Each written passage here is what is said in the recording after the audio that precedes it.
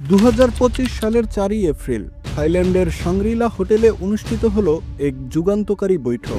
বাংলাদেশের অন্তর্বর্তী সরকারের প্রধান উপদেষ্টা ডক্টর মোহাম্মদ ইউনূস সাক্ষাৎ করলেন ভারতের প্রধানমন্ত্রী নরেন্দ্র মোদীর সঙ্গে। বৈঠকটি হয়েছিল বিমস্টেক সম্মেলনের ফাঁকে, তবে এর পুরোটা জুড়েই ছিল বাংলাদেশ ও ভারতের দ্বিপাক্ষিক সম্পর্ক, রাজনৈতিক সংকট ও ভবিষ্যৎ কৌশল নিয়ে গুরুত্বপূর্ণ আলোচনা।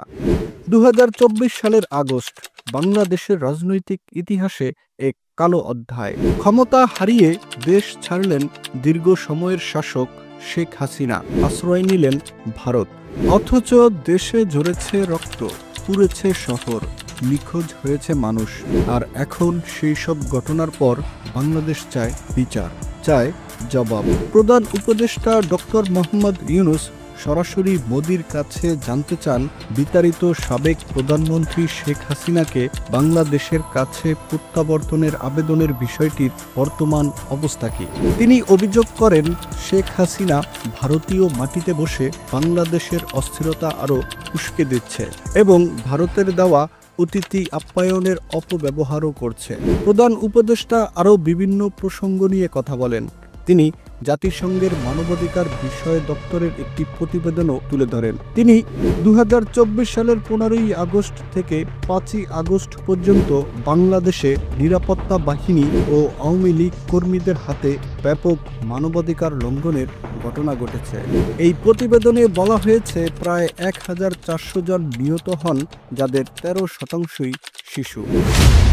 প্রতিবেদন অনুযায়ী প্রাক্তন প্রধানমন্ত্রী শেখ হাসিনা সরাসরি নেতাদের গ্রেপ্তার করো, মেরে ফেলো, লাশ গুম করো এই নির্দেশ দিয়েছিলেন।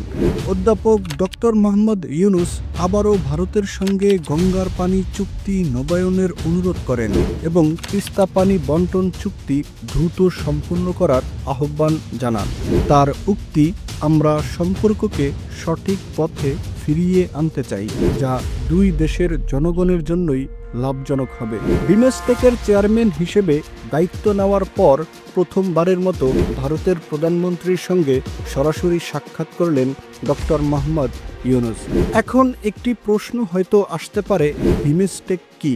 যদি সহজভাবে বলি, বাংলাদেশ, ভারত, শ্রীলঙ্কা, নেপাল, ভুটান, থাইল্যান্ড এবং মিয়ানমার, এই 7টি দেশ মিলে একসাথে অর্থনীতি, বাণিজ্য, নিরাপত্তা ও যোগাযোগ উন্নয়নের জন্য কাজ করে।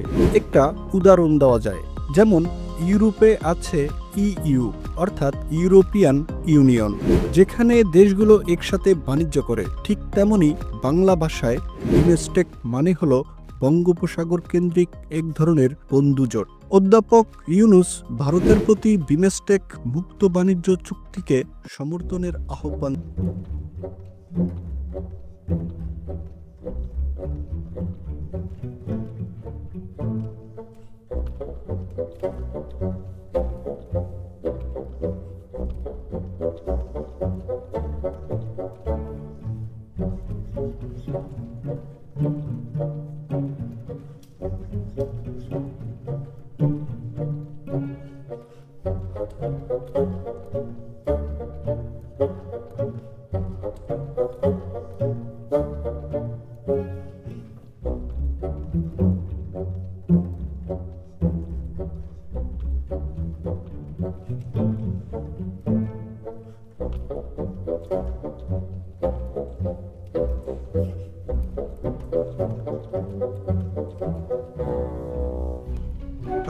কিন্তু প্রশ্ন থেকেই যায়, শেখ হাসিনার ভবিষ্যৎ কি?